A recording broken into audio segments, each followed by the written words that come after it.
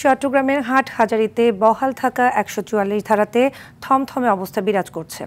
এ সময় সব ধরনের সভা সমাবেশ, বিক্ষোভ মিছিল, গণজমায়েত, বিস্ফোরক দ্রব্য, আগ্নেয়াস্ত্র ও সকল প্রকার দেশীয় অস্ত্র ইত্যাদি বহন সহ সংশ্লিষ্ট এলাকায় ৫ বা ততোধিক ব্যক্তির একত্রে অবস্থান কিংবা চলাফেরা সম্পূর্ণ নিষিদ্ধ ঘোষণা করা হয়েছে।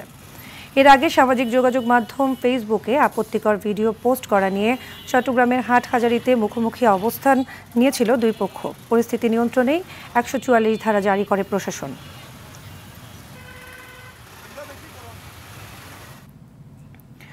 এই মুহূর্তে হাটহাজারীর সর্বশেষ পরিস্থিতি জানাতে সেখান থেকে সরাসরি যুক্ত হচ্ছেন সহকর্মী সাইফুল মাহমুদ। সাইফুল, এই মুহূর্তে হাটহাজারীর সর্বশেষ অবস্থা কি দেখতে পাচ্ছেন আমাদের জানাবেন। আসলে যেমনটি বলেছেন ১৪৪ ধারা জারি করার পর থেকে কিন্তু হাটহাজারীর অবস্থা কিন্তু অনেকটা শান্তই বলা চলে।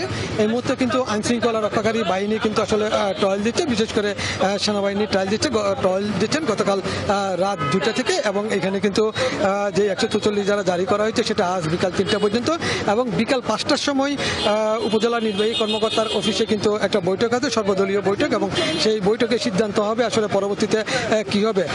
যে ১৪৪ ধারা জারি করা হয়েছে সেখানে বলা হয়েছে আসলে কোনো ধরনের যেই স্থানগুলিতে ১৪৪ ধারা জারি করা হয়েছে সেই স্থানগুলিতে সমাবেশ এবং একই সাথে ৫ জনের বেশি কিন্তু চলাফেরা করতে পারবে না।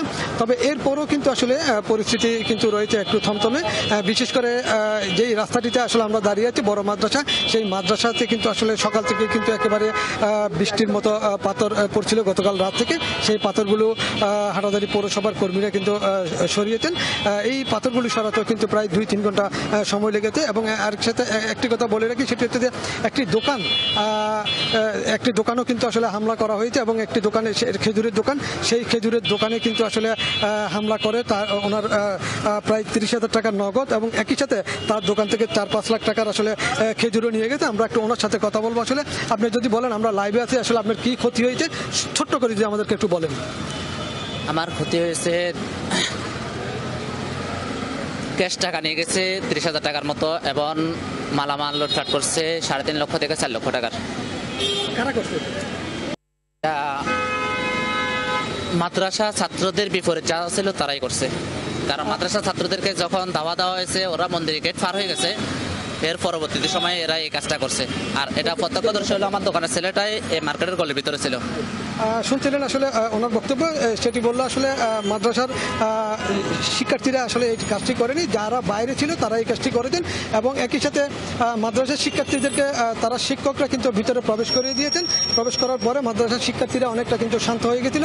তবে এর আগে জুলুস থেকে যাওয়ার সময় একটি ছেলে মাদ্রাসার শিক্ষার্থীদেরকে উদ্দেশ্য করে অঙ্গভঙ্গি বিদ্ঘুটে করে কিন্তু আসলে একটা ফেসবুকে পোস্ট করে। তার এই পরিপ্রেক্ষিতে আসলে একটা উত্তেজনা সৃষ্টি হয়। এই উত্তেজনা থেকেই কিন্তু আসলে দফায় দফায় সংঘর্ষ হয়। সংঘর্ষের পরে আইন শৃঙ্খলা রক্ষাকারী বাহিনী এবং উপজেলা প্রশাসনের পক্ষ থেকে আসলে নিয়ন্ত্রণে আনার পরে সেখানে ১৪৪ ধারা জারি করা হয়। ১৪৪ ধারা জারি করার পরেই রাত ২টা থেকে এখানে কিন্তু সেনাবাহিনী অবস্থান করছে। তবে এই মুহূর্তে কিন্তু পরিস্থিতি শান্ত আছে। বিকাল ৫টায় বুঝে যাবে আসলে পরবর্তী কি হবে। এই ছিল আমার কাছে সর্বশেষ সংবাদ হাটহাজারী থেকে। ধন্যবাদ সাইফুল।